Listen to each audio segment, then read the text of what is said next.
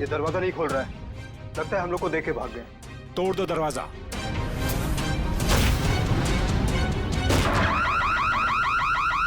ये तो चोर अलार्म है। अरे ये लाश! लगता है कोई और चुन करके भाग गया। अरे क्या हुआ? ये अलार्म की आवाज यहाँ से क्यों आई? कुछ तो हुआ इधर। कहाँ से आई ये आवाज? देखो ना कहाँ से आवाज आई। अरे देखो, अरे अरे याद होला। अरे किसने किया ये?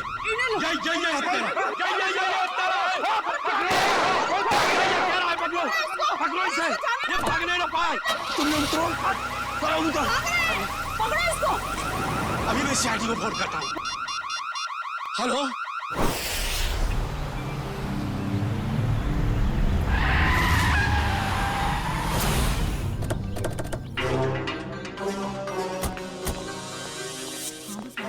हटिए, हटिए प्लीज।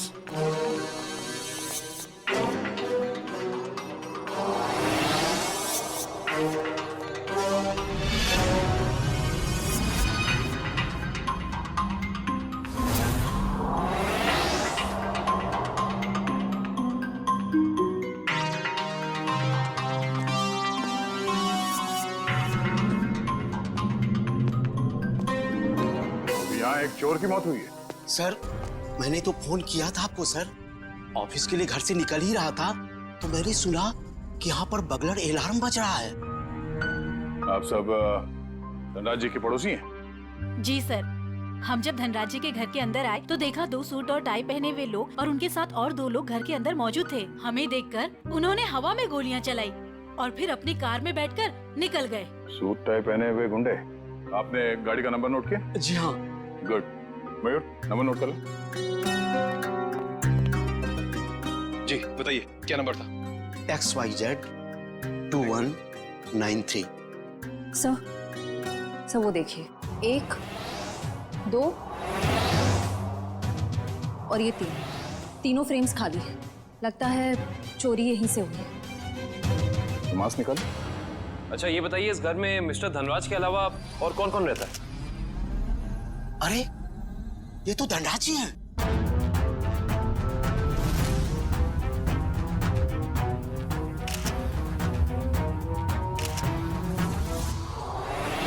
लेकिन इन्होंने चोरों वाले कपड़े क्यों पहन रखे हैं? धनराज जी अपने ही घर में चोरी कर रहे हैं और उनकी मौत भी हो गई। सर लगता है इन्होंने मरने से पहले गोली चलाई है। सचिन, निखिल, श्रेया, तो देखो घर में इनके परिवार वाले हैं क्या?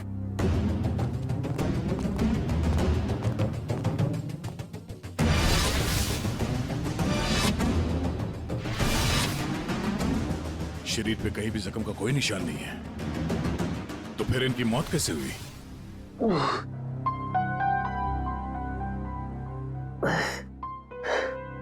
10:30।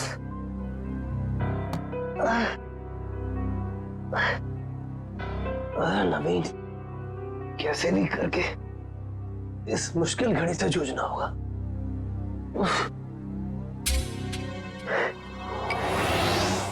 ये अभी तक ही पड़ी है। माँ ने देख लिया तो प्रॉब्लम हो जाएगी।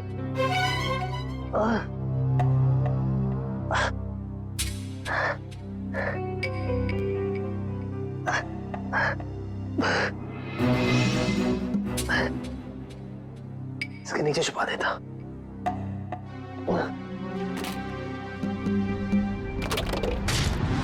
आप सब लोग जा सकते हैं, अगर जरूरत पड़ी तो फिर से बुला लेंगे।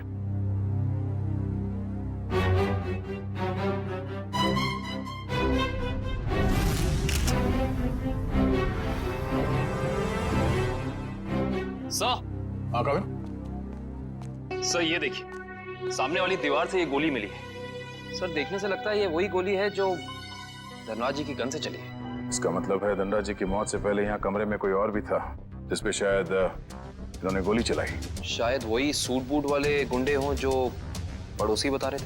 तो वो लोग थे या कोई और, ये तो तब पता चलेगा जब डॉक्टर सालुंग के इनके मरने का एग्जैक्ट टाइम बताएंगे। एक काम करो, एविडेंस बैग में डालो सर।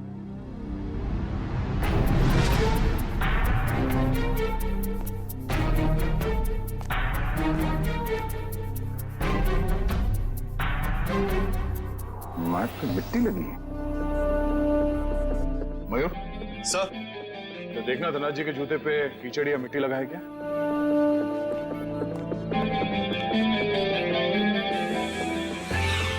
नहीं सर, जूते एकदम साफ है। इसका मतलब है ये मिट्टी इस आदमी के जूते से आए हैं जिन पे इन्होंने गोली चलाई। सर ये मीशा है, धनराज जी की भतीजी। ये अभी तक अपने कमरे में ही सो रही थी। तो सर ये धनराज जी की बेटी और दामाद है, ये भी अपने कमरे में सोए हुए थे। सर ये लोग धनराज जी के दोस्त थे, ये लोग भी सो रहे थे और मुश्किल में उठे सर, बड़े सवाल के। सर बड़ी अजीब सी बात, इस घर में ऐसा हादसा हो जाता है और सब सो रहे थे। नहीं करें, लगता है इन्हें कोई नशीली दवाई दी गई है। होश में आओ, होश में आइए आप लोग, होश में आइए आप। धनराज जी की मौत हो चुकी है। ये कैसे हो सकता है? थोड़ा पीछे प्लीज। अब आगे खोलिए। अरे पेंटिंग्स कहाँ गए? हाँ सर, महंगी वाली पेंटिंग्स थी। तो क्या ये पेंटिंग्स की वजह से तो धनराज की जान नहीं गई ना? वो ये अंकल ने चोरों वाले कपड़े क्यों पहने हुए हैं? हो सकता है धनराज जी अपने ही घर में चोरी या फिर ये आप क्या कह रहे हैं? वो ऐसा क्यों करेंगे? अब इसका जवाब उनकी मौत से जुड़ा है। हेलो दयाल, मैं नवीन बोल रहा हूँ। अरे नवीन, क्या हुआ? काफी परेशान लग रहा है तू। मैं बहुत दर्द में हूँ, मुझे कोई दवाई का नाम बता। बिना चेक करे कैसे बताऊं? तू सेवली आंटी से कह दे, वो तेरे को लेकर हॉस्पिटल जाएगी। मैं कहीं नहीं जा सकता, तू मुझे दवाई का नाम बता। अच्छा ठीक है, जिमटिम PX9 30 mg ले लेना। नवीन, कब तक सोते रहोगे बेटे? दयाल तुझे बाद में फोन करता हूँ, ठीक है?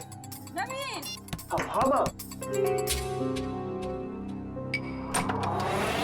हाँ माँ। बेटे तुम्हारा चेहरा इतना पीला कैसे पड़ गया है? तबीयत तो ठीक है ना? रात को मैं देर से सोया था तो नींद पूरी नहीं हो पाई। आप मेरे लिए दवाई मंगा देंगी? हाँ मैं दवाई ला दूंगी। मैं तो बाजार जा ही रही थी सामान लेने के लिए, लेकिन तुम डॉक्टर को क्यों नहीं दिखा लेते? नहीं माँ, ये विटामिन की गोली है, दयाल ने बोली थी खाने के लिए। मैं ठीक हूँ। दवा का नाम क्या है? जिमटिम PX9 30 mg। अच्छा ठीक है, मैं लेती आऊंगी। ठीक है बेटा? ठीक।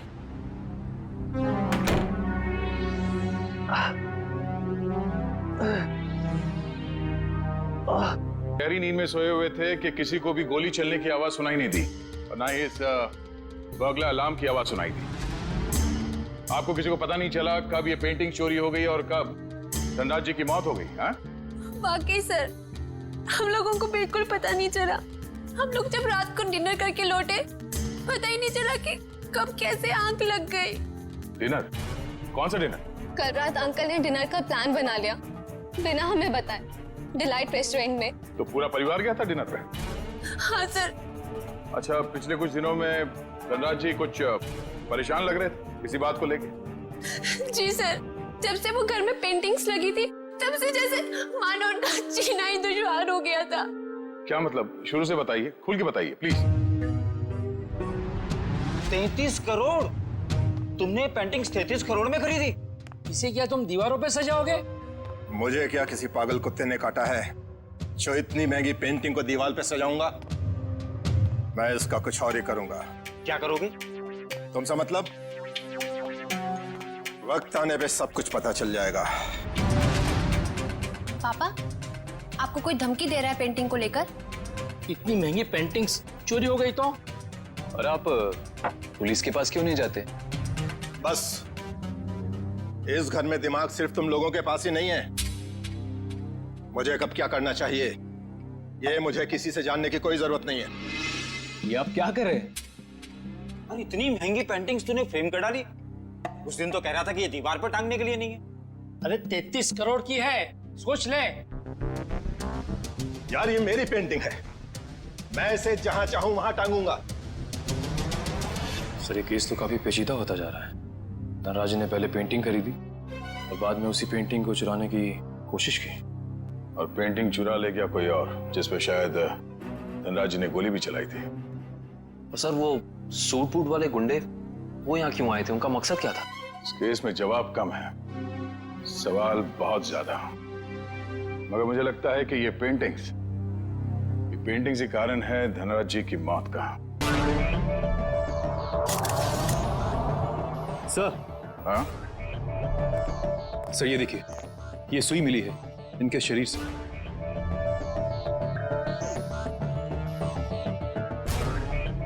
सर ये खून सुई से हुआ है? ये खून सुई से हुआ है या किसी और चीज से, ये तो डॉक्टर सालुंके ही बताएंगे।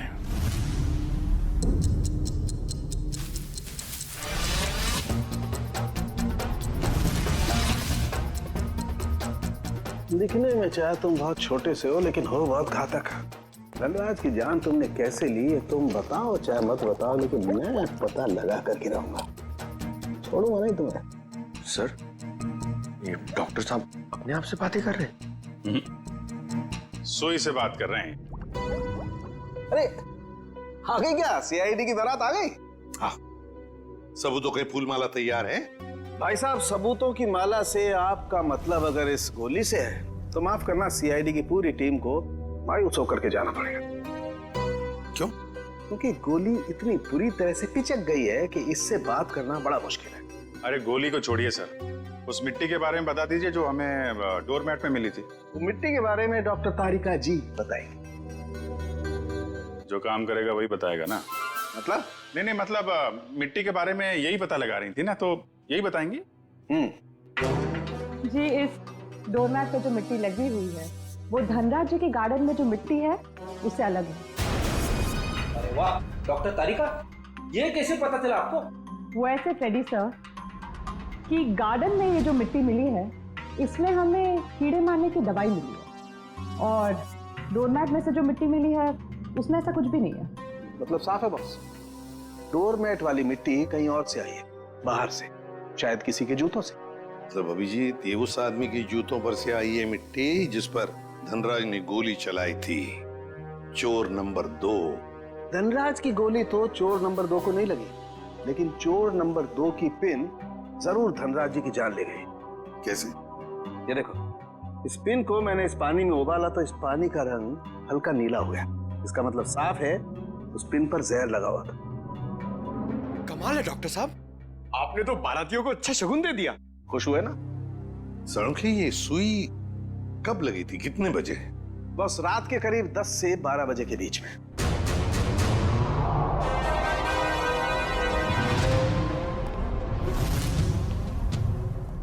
सर वो इशिता सस्पेंड हो गई थी सर, तो उसका ज्वाइनिंग लेटर बन गया। ठीक है, कल से बुला लो उसे और उससे कहना कि आइंदा ऐसी लापरवाही नहीं चलेगी। आई एम सॉरी, हमारे एक ऑफिसर के रहते हुए ये हादसा हो गया। तुमने अपनी ड्यूटी ठीक से नहीं की इशिता, तुम्हें सस्पेंड किया जाता है। हाँ सर, मैंने बात की है उससे, वो कह रही थी ऐसी गलती दोबारा नहीं होगी। देख पंकज, मैं तेरा सीनियर हूँ, इसीलिए मेरी बात में तेरी बात से ज्यादा दम है, समझे? नहीं यार, ऐसा कुछ भी नहीं। अरे नहीं कैसे? क्या है? ब्यूरो है ये, क्या चल रहा है? नहीं, वो कुछ नहीं सर, कुछ नहीं।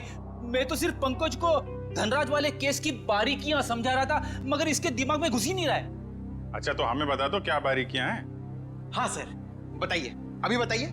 अरे तू सुनेगा तब ना। सर, मुझे तो ये पूरा केस टेढ़ा लग रहा है। अगर पेंटिंग धनराज के घर पे थी तो उसे चोरी करवा के उन्हें क्या फायदा होगा? और ये गैर कानूनी पेंटिंग को कौन से इंश्योरेंस के पैसे मिलने वाले थे? और फिर उस चोर का उसी वक्त धनराज के घर में घुसना जब धनराज अपनी पेंटिंग चुरा रहा था।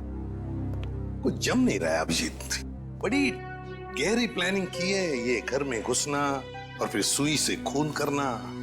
और सर, सुबह गुंडों का घर में घुसना, इन सब के बीच में कोई ना कोई संबंध है सर। संबंध है अभिजीत, संबंध है। ये कोई संयोग की बात नहीं कि जिस वक्त ये आंधी तूफान मच रहा था तब घर के सारे लोग गहरी नींद में सो रहे थे, जैसे कि एक एक को लेकर सबको नींद की दवाई खिलाई थी। सर, धनराज की भतीजी मिशा बता रही थी कि धनराज कल रात अपने परिवार वालों को एक सरप्राइज डिनर पे ले गए थे रेस्टोरेंट में। कल रात अंकल ने डिनर का प्लान बना लिया बिना हमें बताए, डिलाइट रेस्टोरेंट में। अभिजीत, कहीं ऐसा तो नहीं कि ये जो कुछ भी हुआ है उसका उस होटल से संबंध हो जहां पर ये सारे गए थे खाना खाने? देखो, ग्राहक हमारे लिए भगवान समान है और उन्हीं की वजह से हमारा घर चलता है। चाहे उनका मूड अच्छा हो या बुरा, हमें सबका ख्याल रखना है। मुस्कुरा के सबको अच्छे से खाना परोसना है। किसी भी ग्राहक से कोई शिकायत नहीं आनी चाहिए। समझ गए तुम लोग? जी मैनेजर साहब, समझ गए। हम सीआईडी वालों को भी कुछ समझा दीजिए। सीआईडी? नमस्ते सर। हमारे तो भाग ही खुल गए सर कि आपने हमारा रेस्टोरेंट चुना है खाना खाने के लिए। काश हम लोग यहाँ खाना खाने आते, तहकीकात करने नहीं। देखिए, हम यहाँ खाना खाने नहीं, कुछ सवाल पूछने आए हैं। कैसे सवाल सर? क्या कल रात मिस्टर धनराज अपने परिवार के साथ यहाँ खाना खाने आए थे? मिस्टर धनराज वो मशहूर बिजनेसमैन जो पिटोराइल में रहते हैं। क्या बात है? अपने कस्टमर के एड्रेस तक याद है आपको? तो सर सबके तो याद नहीं रहते, लेकिन मिस्टर धनराज हमारे खास मेहमान हैं। वो अक्सर यहाँ आते रहते हैं, इसलिए। तो क्या कल रात वो अपने परिवार के साथ यहाँ आए थे? हाँ आए तो थे, लेकिन आपको कैसे मालूम? क्योंकि उनके खाने में कुछ ऐसा मिला है जो नहीं होना चाहिए था। मैं कुछ समझा नहीं सर। नींद की दवा। उनके खाने में हमें नींद की दवा मिली है। किसने दिया था खाना उन्हें? सर वो टेबल तो रघु ने साफ किया था। नहीं साहब, मैंने नहीं। जब मैं ट्रे लेकर जा रहा था तो मैनेजर साहब ने मेरे हाथ से ट्रे खींच लिया था। इन्होंने कहा था खास मेहमान है और ये खुद खाना लेकर जाएंगे। अपने काम को बहुत सीरियसली लेते हैं आप, हैं? मैनेजर होके खाना सर्व कर रहे थे। सर आप मुझ पर शक कर रहे हैं? जी हाँ, अब हम आप पर शक कर रहे हैं क्योंकि खाना आपने सर्व किया था, है ना? जी नहीं सर। तो फिर किसने किया? धनराज साहब खुद लेकर गए थे। क्या सर, मैं पहली बार सुन रहा हूँ कि कोई रेस्टोरेंट में आकर भी खुद खाना लाने गया। ये बर्तन वगैरह उन्होंने ही साफ किए थे क्या? सर मैं मजाक नहीं कर रहा हूँ। जैसे ही मैंने रघु के हाथ से ट्रे ली और उनके टेबल की ओर जा रहा था कि अचानक वॉशरूम से धनराज साहब आए और मेरे हाथ से खाने की ट्रे ले ली। कहा कि खाना वो लोग खुद परोस लेंगे। क्या इससे पहले भी कभी उन्होंने ये किया था? कभी नहीं सर। कल रात उनका बर्ताव बड़ा ही अजीब था। उन्होंने यहाँ खाना खाया भी नहीं, सिर्फ जूस पिया। अच्छा, सिर्फ जूस पिया सर, कुछ खाया नहीं, ताकि वो जागते रहे और सारा परिवार सो जाए। बिल्कुल अभिजीत, ये नींद की दवा और किसी ने नहीं मिलाई खाने में, धनराज ने ही मिलाई थी नींद की दवा।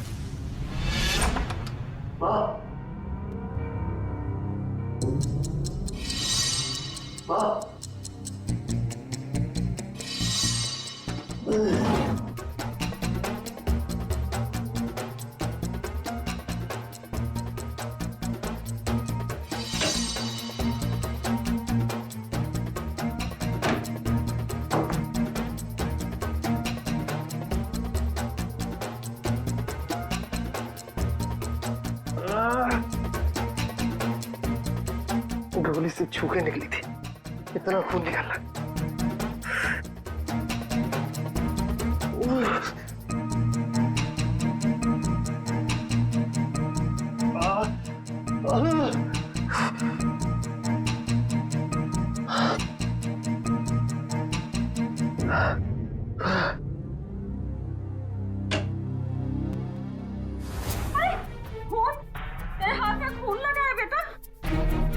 माँ मुझे गोली लग गई थी, लेकिन छू के निकल गई।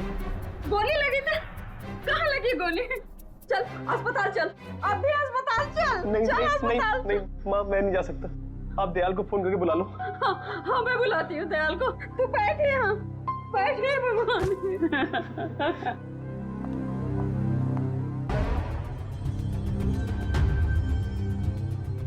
देखा सचिन, इन दोनों की स्टाइल देखी? सूट बूट वाले गुंडे। वाह सर, हम गुंडे नहीं है सर। चुप! गुंडे नहीं है सर। 17 केसेस दर्ज है तुम्हारे खिलाफ पुलिस स्टेशन में। लोगों को डराने की धमकाने की केसेस हैं। और ये गन? सर ये गन डराने के लिए, मारने के लिए नहीं है सर। अच्छा, तो फिर गन भरी हुई क्यों थी? गोलियों के साथ क्या कंचे खेलते हो तुम लोग?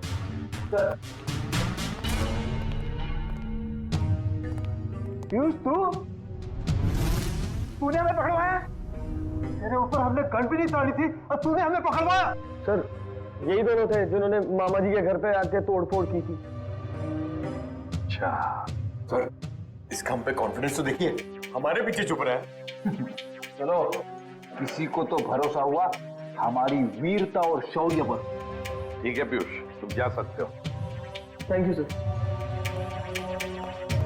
अब भी कुछ कहना है अपनी सफाई में? हाँ सर, हम गरीब इंसान है सर। हाँ सर। देखो, हमें सब पता चल चुका है। तुम दोनों की गाड़ी कूल ट्रैवल्स के नाम पर रजिस्टर्ड थी और उन लोगों ने बताया कि तुम दोनों, राजेश और सुरेश, वहां ड्राइवर का काम करते हो। हाँ, सिर्फ इतना ही नहीं, ड्राइवर के काम के साथ साथ गुंडागर्दी का भी काम करते हो। क्यों? नहीं सर, प्लीज सर, हमें बार बार गुंडा मत बोलिए सर। हाँ सर, हम रिकवरी एजेंट हैं। जो लोग पैसा उधार लेके वापस नहीं लेते, हम सिर्फ वही पैसा वसूलते हैं। Recovery agent? धनराज के घर किस लिए गए थे तुम? ड्राइवरी करने के लिए या फिर उधार के पैसे वसूल करने के लिए? हाँ सर, उधार का पैसा वसूलने गया था। सर, ये दोनों झूठ बोल रहे हैं। धनराज एक बहुत ही अमीर आदमी था, उसे उधार लेने की क्या जरूरत पड़ेगी? सर, वो कंगाल आदमी था सर। वो जो बाहर से नजर आता था, वो बिल्कुल शोषा था, खोखला था सर। उसने 33 करोड़ उधार लिया था सर। क्या? कितने जीरो होते 33 करोड़ में, पता है पंकज? पता नहीं सर, मगर सुनने में बहुत भारी अमाउंट लग रहा है। अच्छा, तो वो पैसे वसूल करने गए थे तुम? हाँ सर, पर हमें वहाँ लाश मिली सर और हम डर के भाग गए वहाँ से सर। धनराज को इतने पैसों की क्या जरूरत पड़ गई कि उसे बाहर से इतना उधार लेना पड़ा? और सर, धनराज के परिवार वालों ने भी हमें इसके बारे में कुछ नहीं बताया। ये भी तो हो सकता है ना श्रेया, कि धनराज के परिवार वाले इन सब बातों के बारे में कुछ जानते ही नहीं थे। लेकिन एक बात तो पक्की है, इस बारे में इनका बॉस तो जरूर जानता होगा। कौन है तुम्हारा बॉस? कौन है? पिनाकी सर। पिनाकी? काम करो, इस पिनाकी को, तुम्हारे बॉस को अभी के अभी फोन लगाओ और तुम उनसे वही कहोगे जो हम कहेंगे, समझे? निठल लो, कहाँ गायब हो गए तुम? धनराज ने पैसे दिया, फिर उसके टपकाने की तैयारी करूं मैं। हाँ, पैसे तो मिल गए, मगर मगर क्या? मगर बॉस, इतना सारा पैसा लाने में थोड़ा रिस्क है। क्या आप यहाँ आ सकते हैं क्या? ठीक है, मैं थोड़ी देर में पहुंचता हूँ धनराज के घर। बॉस, धनराज के घर पे नहीं, दूसरी जगह। ये आपको एड्रेस बता रहा है। 37 रायसा प्लाजा, रोगी मंचम, एसडी रोड। मैं आधे घंटे में पहुंचता हूँ वहाँ पर। बॉस, कौन सी गाड़ी से आप आ रहे हैं? बैल गाड़ी में आ रहा हूँ मैं, और कहीं के मैडॉक्स में आ रहा हूँ मैं। और हाँ, क्यों पूछ रहा है तू ये? अरे बॉस, ताकि हम आपको दूर से पहचान सके। हाँ ठीक है, रख फोन, मैं पहुंच रहा हूँ। अच्छा ये बताओ कि ये मैडॉक्स गाड़ी कौन से रंग की है? गोल्डन रंग की सर। गोल्डन रंग की मैडॉक्स गाड़ी रेडी? पंकज, इस बिनाकी के स्वागत की अच्छी तरह से तैयारी करो। एसीपी साहब ने तुझे बहुत ही सुनहरा मौका दिया है पंकज, कुछ कर दिखाने का। उन्होंने तुझे मेरे साथ भेजा है, फ्रेडी के साथ। मतलब सोच कितना कुछ सीख सकता है तू आज मेरी बहादुरी से। अरे वो सब ठीक है, मगर बिना की कौन सी गाड़ी में आने वाला मैं भूल गया हूँ। मैं ऊपर पूछ के आता हूँ।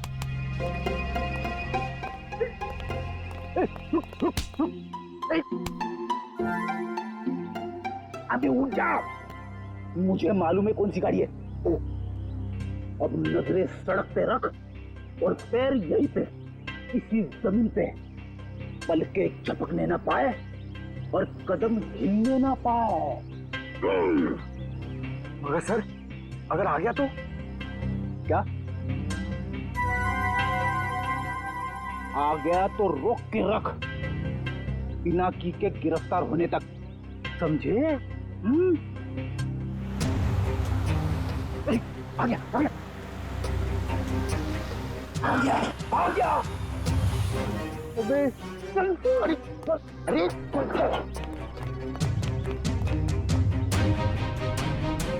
क्या करे सर, पकड़ लो उसे। अबे नहीं, जब तक मच्छी के मुंह में कांटा नहीं फंसता, चोर को खींचना नहीं चाहिए। ठीक है सर, मैं मच्छी डोरो काटा लेके आ क्या यार, कभी तो अक्लमंदी की बात किया कर। चुप। कहाँ गए दोनों?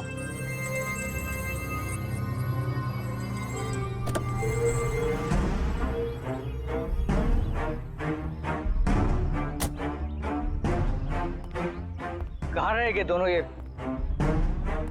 एड्रेस तो यहीं का है। कह रहे थे कि मुसीबत में है, और देखो दोनों लंगूरों का पता नहीं यहाँ पर। कहीं मेरे पैसे लेकर दोनों उड़ तो नहीं गए? Crime investigation department, CID? अरे ये लोगों ने मुझे यहाँ कहाँ बुला लिया? अब आ ही गए हो तो अंदर से सीआईडी ब्यूरो भी देख लो। आप गन नीचे रखिए प्लीज। पहले ऊपर चल, ऊपर। अरे फिर गन अपने आप नीचे हो जाएगी। अरे लेकिन चल चल। बिना की बहुत पैसा है ना तुम्हारे पास, इसलिए पैसा बांटते फिरते हो, मगर सिर्फ उन लोगों को पैसा बांटते हो जिनकी ना हिम्मत है ना हैसियत पैसा लौटाने की। क्यों? और फिर उन लोगों को डराते हो। नहीं सर, मैं तो सिर्फ जरूरतमंद लोगों की ही मदद करता हूँ सर। और सर, जरूरतमंद लोगों की मदद करना तो अच्छी बात होती है ना सर। और हाँ, एक बात है, जब लोग ब्याज के साथ पैसे देते हैं ना सर, तो मेरा भी कुछ भला हो जाता है सर। और जब कोई पैसा नहीं लौटा सकता तब तो ऐसे मुश्तरों की मदद लेनी ही पड़ती है सर। और इसीलिए तुमने इन दोनों को भेजा था धनराज के घर पैसा वसूल करने के लिए। क्यों दिए थे इतने सारे पैसे धनराज को? नहीं सर, मैंने धनराज के घर किसी को नहीं भेजा सर। और सर, धनराज के घर चोरी हुई है ये तो आप जानते हैं ना सर। हाँ, कीमती और नायाब पेंटिंग्स चोरी हो गई थी। हाँ, उस पेंटिंग की कीमत 35 करोड़ रुपए थी सर। 35 करोड़। धनराज ने किसी खुफिया नीलामी से खरीदा था उसे। लेकिन एक बात बताऊं सर, उस वक्त उन पेंटिंग्स को खरीदने के लिए धनराज के पास ढेला भी नहीं था सर। तो इसीलिए धनराज ने तुमसे ये 33 करोड़ उधार लिए? जी हाँ, 17 करोड़ मुझसे लिए थे सर, और बाकी के 16 करोड़ किसी और से। लेकिन सर, जब पैसे लौटाने की बारी आई ना, तो उसके पेट में अचानक दर्द होने लगा सर। फिर तो उस दूसरे आदमी के 16 करोड़ भी नहीं लौटाए होंगे धनराज ने। कहीं उसी आदमी ने तो धनराज का खून नहीं किया? जो भी है, अगर एक बार मेरे हाथ लग जाए, वो छोड़ूंगा नहीं उसे। मैं धनराज की जान लेकर उसने मुझे भी डुबो दिया सर, बर्बाद कर दिया मुझे। अगर तुमने धनराज को नहीं मारा तो किसने मारा होगा? कौन कर सकता ये? बताओ जल्दी। पक्के से तो नहीं कहता सर, लेकिन हाँ, एक आदमी है सर। एक आदमी है जो आपके काम का हो सकता है। और वैसे भी अब मैं अकेला क्यों डूबूं? उसे भी साथ लेकर डूबूंगा मैं। जरूर डूब जाना, मगर डूबने से पहले हमें उस आदमी का नाम बताना जो हमारे काम का है। क्या नाम है उसका? नवीन नाम है उसका सर। घबरा मत बेटा, सब ठीक हो जाएगा। दयाल आता ही होगा। तूने मुझे बताया क्यों नहीं कि तुझे गोली लगी है? मैं आपको बता नहीं पाया। अब मैं क्या करूं? अब क्या होगा? अस्पताल फोन करती हूँ। मैं बेमौत मारा जाऊंगा। नहीं, दयाल के अलावा किसी को कुछ पता नहीं। लगता है दयाल आ गया। अच्छा किया दयाल तुम आ गए। नवीन ने देखो क्या हालत बना रखी है अपनी। नवीन, अरे तुझे गोली लगी है? गोली लगी नहीं, गोली छू के निकली। सुन, मैं बस तो जाऊंगा ना। हाँ हाँ, ज्यादा खून नहीं निकला है, तुम्हारा ऑपरेशन करना पड़ेगा। ये देखिए सर, यही है वो नवीन। मीनाक्षी, तुम यहाँ? ये सब लोग कौन है? सीआईडी। सीआईडी? क्या हुआ है, हैं? मेरे बेटे को गोली लगी है सर। ये गोली कैसे लगी तुम्हें? सर प्लीज, अभी ये सवाल पूछने का वक्त नहीं है। अभी से हॉस्पिटल लेकर जाना पड़ेगा एम्बुलेंस में। सर मैं एम्बुलेंस को फोन करता हूँ। मतलब धनराज ने आपको मेरे बारे में सब कुछ बता दिया। क्या आप लोग मुझे इस हालत में गिरफ्तार करेंगे? इस हालत में जरा देखे तो सही।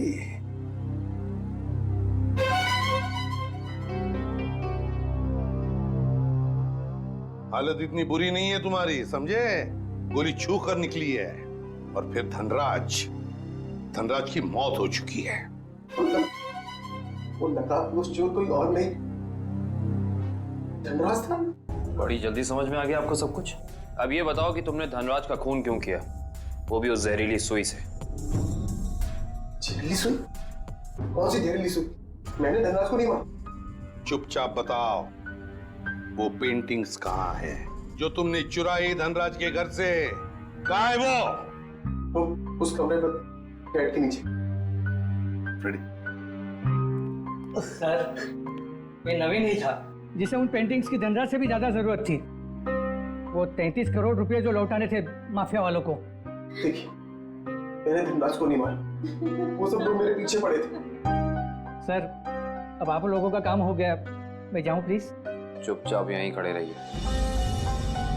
क्या आपको लगता है कि मैंने धनराज को मारा? तुमने नहीं मारा धनराज को, हैं?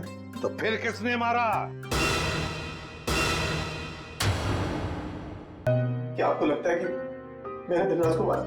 तुमने नहीं मारा धनराज को, हैं? तो फिर किसने मारा? तुम ही गए थे ना उधर। जब मैं वहां पे गया तो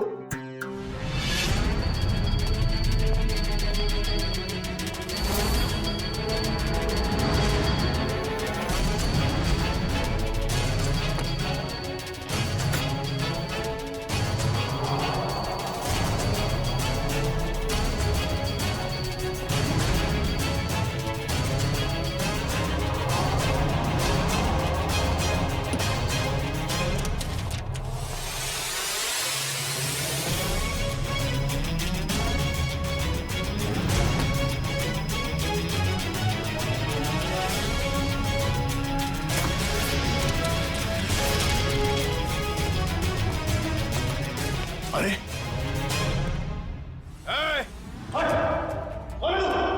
खुद चोरी करने आया है और मुझसे पूछता है कि मैं कौन हूं?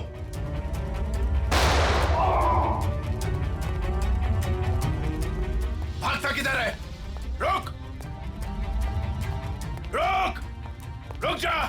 अरे और जब मैं धनराज के घर से पेंटिंग लेके भागा था, उसके घर के बाहर एक कार खड़ी थी और वो मेरे पीछे लग गई और मैं बचते बचाते मॉल में घुस गया।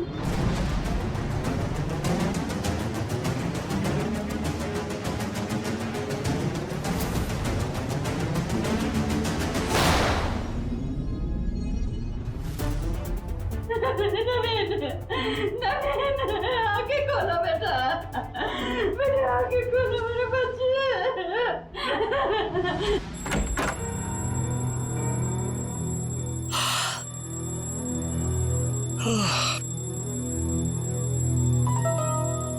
इतनी सुबह सुबह अलार्म लगाने की क्या जरूरत थी?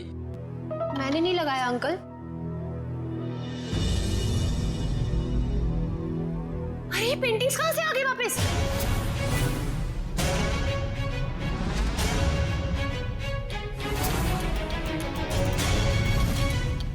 तो सीआईडी को बता दे क्या? नहीं, क्या जरूरत है? पेंडिंग्स तो वापस आ गई ना। ईशान, मुझे लगता है हमें सीआईडी को बता देना चाहिए, वरना हम लोग बेवजह फंस जाएंगे।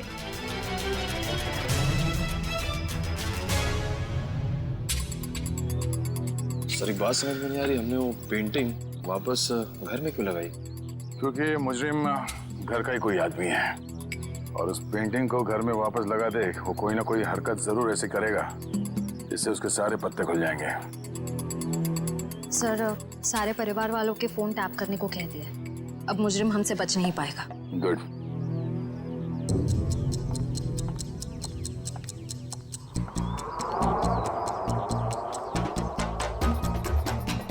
श्रेया, निखिल,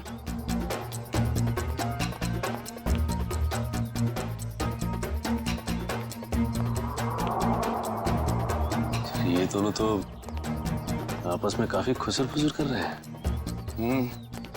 अभी तक धनराज के पैसों पे ऐश कर रहे थे। अब देखना पड़ेगा उनकी मौत के बाद इनके आगे का प्लान क्या है। सचिन, मयूर,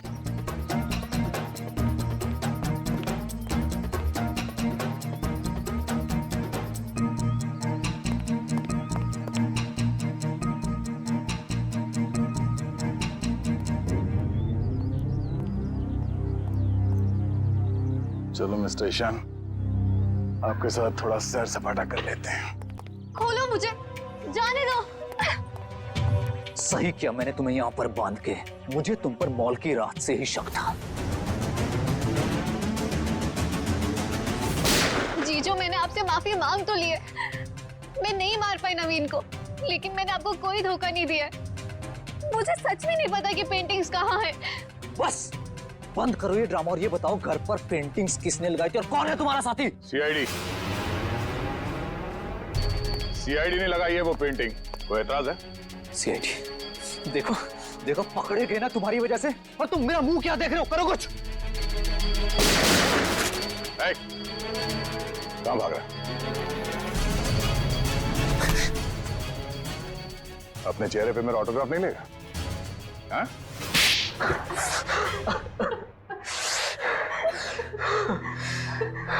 ससुर जी ने मुझसे 20 करोड़ रुपए उधार लिए थे, जिसमें से 16 करोड़ पेंटिंग्स के लिए।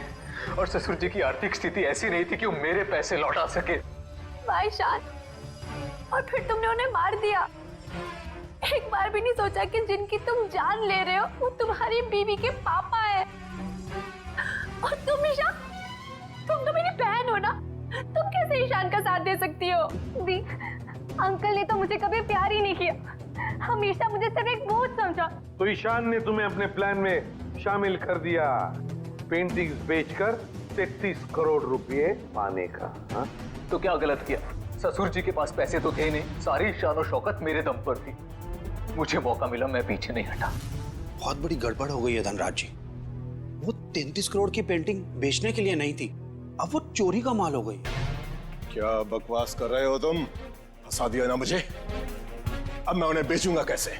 वो तो पता नहीं, लेकिन गवर्नमेंट एजेंसीज ने उसकी तलाश शुरू कर दी है। वो कभी भी आप तक पहुंच सकती है। तुम देखना, मैं उन पेंटिंग्स को बेचूंगा भी और मुनाफा भी कमाऊंगा और खुद को बेगुनाह भी साबित कर दूंगा। लोहा गर्म था और मैंने हथौड़ा मार दिया। मगर तुम दोनों के खाने में तो धनराज जी ने बेहोशी की दवा मिलाई, तो फिर तुम लोगों को असर कैसे नहीं हुआ? जैसे हमें पता चला कि अंकल ने खाने में दवाई मिलाई है, हम लोगों ने मौका पाते वॉशरूम में जाके उल्टी कर दी। मगर नवीन बीच में आ गया और तुम्हारा प्लान चौपट हो गया। हाँ, अगर नवीन बीच में नहीं आता तो जैसे ससुर जी सारी पेंटिंग्स लेकर घर से बाहर निकलते, मीशा उन्हें गाड़ी से उड़ा देती, लेकिन सारी पेंटिंग्स नवीन के हाथ में लग गई। मगर धनराज को मारने की क्या जरूरत थी? तुम्हें तो सिर्फ पेंटिंग्स ही चाहिए थी ना? क्योंकि मुझे लगा अगर पेंटिंग्स मेरे हाथ से निकल गई तो कम से कम घर और जायदाद तो मुझे मिल जाएंगे।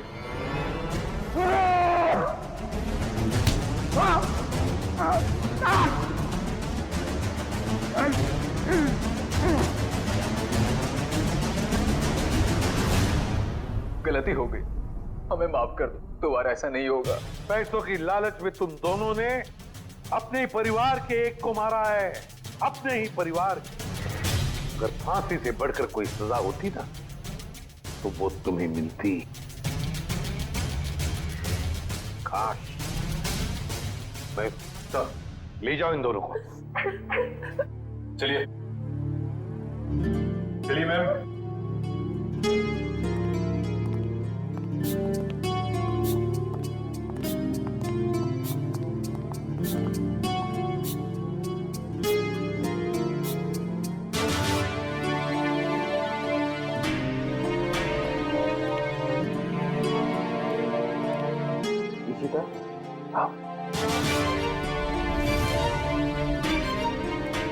सर ये इशिता हिचकिचा रही है आपसे मिलने में।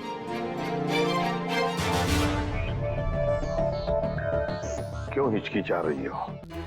सॉरी सर, पूरे सस्पेंशन पीरियड में मैं सिर्फ यही सोचती रही कि जब मैं वापस ड्यूटी पे आऊंगी तो आपसे नजरें कैसे मिलाऊं। अपनी गलती का एहसास हुआ तुम्हें? गलती ही नहीं सर, एक बोझ है ये मेरे ज़मीर पर जो हमेशा रहेगा, शायद मेरी आखिरी सांस तक सर। तुम्हारी तो अभी अभी शुरुआत है। सीआईडी के रास्ते पर आगे चलकर तुम्हें कितने तरह के कांटों पर से गुजरना पड़ेगा पता नहीं है तुम्हें, लेकिन एक बात जरूरी है कि हर सीआईडी ऑफिसर को अपनी गलतियों का एहसास होना चाहिए, अपनी गलतियों से सीखना चाहिए और दोबारा गलती कभी दोहरानी नहीं चाहिए। समझी? काम पे लग जाओ।